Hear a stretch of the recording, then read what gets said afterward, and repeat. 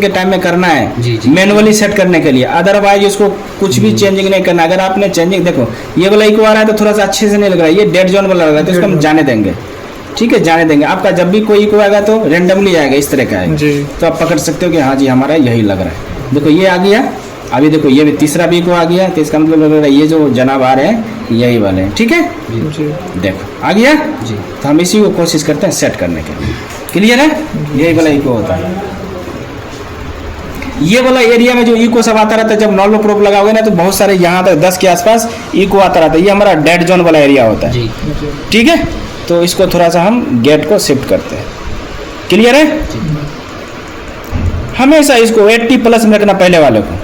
Clear है, 80 plus के हम आसपास हमेशा रखने का कोशिश करें, और हम इसको डिस्प्ले से बाहर नहीं, कोई भी इको कभी भी डिस्प्ले से बाहर नहीं जाना चाहिए। तो हमारे पास 4 इको मिल गया, 1 2 3 4। ये जो पहला इको है, यहाँ से देखो ये जो साउंड था हमारा प्रोब से क्या क्या ट्रेवल किया 25 में, अब वही साउंड क्या होगा, रिफ्लेक्ट हुआ, वही साउंड जो रिफ्लेक्ट हुआ है तो ये वाला साउंड है जी।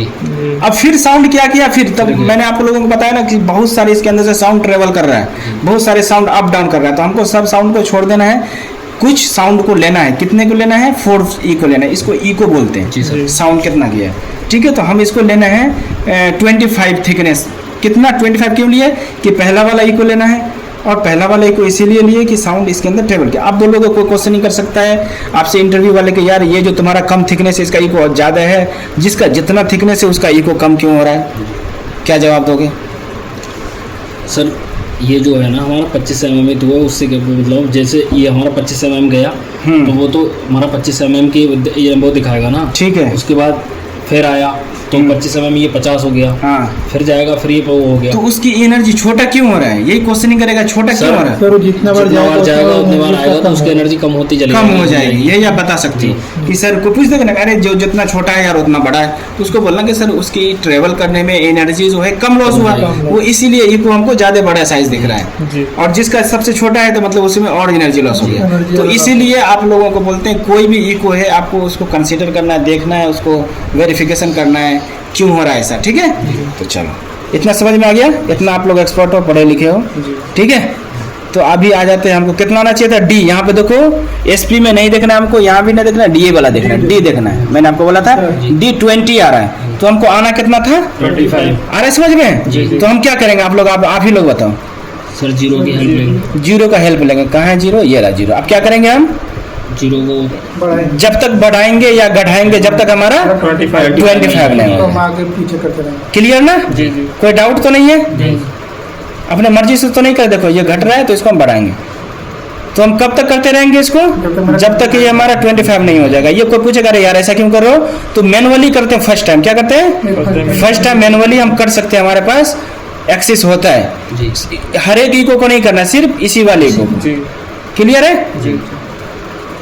24.8 के आसपास आ रहा है, तो 25 पॉइंट आसपास है, रेंडमली एरर है कुछ, तो आप जब एग्जैक्ट करोगे तो आपका एग्जैक्ट 25 के पास आ जाएगा। तो आप हमेशा याद रखना कि देखना आपका कितना रेशियो के आसपास जा रहा है। 25 ठीक है जी। क्लियर है जी। तो मैंने आपको क्या बताया, देखो पहला कोई सेट किया मैनुअली, मैंने आपको फिर से रिपीट कर रहा हूँ, इसको किसी को नहीं छेड़ना है, वो ऑटोमेटिकली आना चाहिए। तो कितना आना चाहिए सबका, ये 25 है तो ये 50, ये 75, ये 100।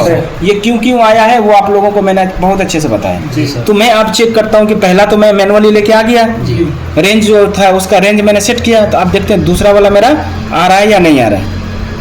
ठीक है, इसको हम सेट करते हैं, देखते हैं। ठीक है, देखो आप लोग के लाइव है, ये नहीं कि मैं अपने मर्जी से करके आपको कोई वीडियो दिखा रहा हूँ। 50 आ गया, मतलब दूसरा ही को मेरा राइट है। अब तीसरा ही को देखते हैं कि ठीक ठाक है या नहीं, ये वेरिफिकेशन के लिए देखते हैं कि मशीन हमारा सही से ट्रेवल कर पा रहा है कि साउंड। 75 क्लियर। अब 4th नंबर का देखते हैं। क्लियर, मैं सही हूँ ना जी। ये पूछ देगा कि भाई तुम ये क्या कर रहे हो, भाई क्या कर रहे हो ये। तो इससे हम लोग 4-5 को एक रेफरेंस ले लिए कि देखते हैं हमारा मशीन के अंदर से साउंड जो ट्रेवल हो रहा है वो जितना जा रहा है, सिमिलरली जितना जा रहा है उतना आ रहा है या नहीं आ रहा है, हमारा कोई एरर तो नहीं आ रहा है, ये हम चेक कर रहे हैं। तो हमें पता चला इसको रेंज कैलिब्रेशन बोलते हैं, time base amplitude time based range calibration. तो यहाँ पर अगर आपका चारों इको अकॉर्डिंग टू 25 आ रहा है तो यहाँ पर आपका कंप्लीट होता है टाइम बेस्ड रेंज कैलिब्रेशन। जी sir. Time base range calibration आपको कोई पूछे तो करके दिखा सकते हो, यस सर। ठीक है। Yes sir. अभी आपको जॉब टेस्टिंग करने के लिए जाओगे तो हो सकता है कि हम जो इको पकड़े थे वो रॉन्ग इको हो सकता था, जी ठीक है। तो इसीलिए कम से कम 2 वेरिफिकेशन करते हैं। जी पहला आपका टाइम बेस ठीक है, आपका जी। चारों देखो इको आ रहा है, जी आप ये कैसे श्योर हो जाओगे। अब हम दूसरे मटेरियल पर लगा के देखते हैं किसमें परफेक्ट। Perfect। यहाँ पे अब आपको कुछ भी छेड़ना नहीं है, जी जी कुछ भी नहीं छेड़ना है, आपको सीधा उठाना है परफेक्ट मेटल पे मटेरियल पे लगाना है। तो कितना आना चाहिए था, देखो मैं चेक नहीं किया, 50 आना चाहिए था। तो क्यों आना चाहिए मैंने आपको बताया था, इसका वेलोसिटी हाफ होता है जी। साउंड, इससे हमारा साउंड पेनिट्रेशन दूसरे नंबर का जो मैंने लिखाया था साउंड पेनिट्रेशन हमारा चेक हो रहा है, प्रोब के अंदर से जो साउंड प्रॉपर ट्रेवल हो रहा था वो हो रहा है या नहीं हो रहा है उसके लिए। जी। अब इससे एक चीज और निष्कर्ष निकलता है कि हमारा मशीन अगर अदर मटेरियल में एंटर करवाएंगे, अगर मटेरियल के अंदर कोई भी अदर मटेरियल इनबिल्ड कर दिया है तो भी हमारा मशीन पकड़ लेगा। बोलेगा कैसे, क्योंकि देखो हमने सेट किया था स्टील पे, अब देखो ये अदर मटेरियल है परफेक्ट का है, जी। देखो फिर भी हमारा बता दिया वो। जी सर। बताना तो इसको 24 के आसपास चाहिए था बट नहीं आ रहा है क्योंकि वेलोसिटी ये था, हाँ, ठीक है।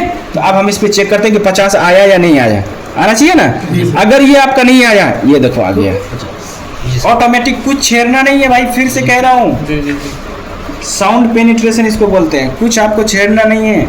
जो आपने टाइम बेस रेंज कैलिब्रेशन किया था उसी को उठा के एजेटिक आपको क्या करना है, यहाँ पे उठा के प्रोब को लगा देना है। जी। तो आपको 50 आना चाहिए था, अगर 50 नहीं आया तो मतलब आप जो इको पकड़े थे टाइम बेस में वो गलत है। या तो आपका जो लास्ट वाला इको था या सेकंड वाला था या पहला जिसको डेड जोन मान रहे थे वो कोई भी हो सकता जी। है। तो फिर आपको क्या करना है, चेंज करना है। चेंज करना है। मैंने आपको बताया था, क्लियर। Clear। इतने अच्छे से मैं बता रहा हूँ, मैं गारंटी के साथ कहता हूँ कोई इंस्टीट्यूट वाले आपको इतना टाइम और इतने अच्छे से क्लियर नहीं करेगा। ये तीसरा बार मैं आपको वेरीफाई करवा रहा हूँ, जी सर। जी क्लियर है। Clear। दो अब जाके तुम क्या कर सकते हो, अगर ये 50 आ गया, अब तुमको मैंने क्या बताया, कम से कम 2 वेरिफिकेशन के बाद आप किसी भी जॉब को टेस्ट कर सकते हो।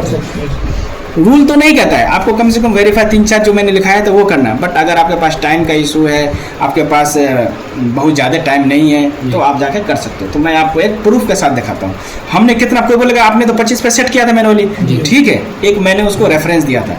अब देखो कोई भी मटेरियल पर लगाएंगे मेरा ये एग्जैक्ट बताएगा इसका कितना है थिकनेस, इसका है 38। 38 चेक कर सकते हो।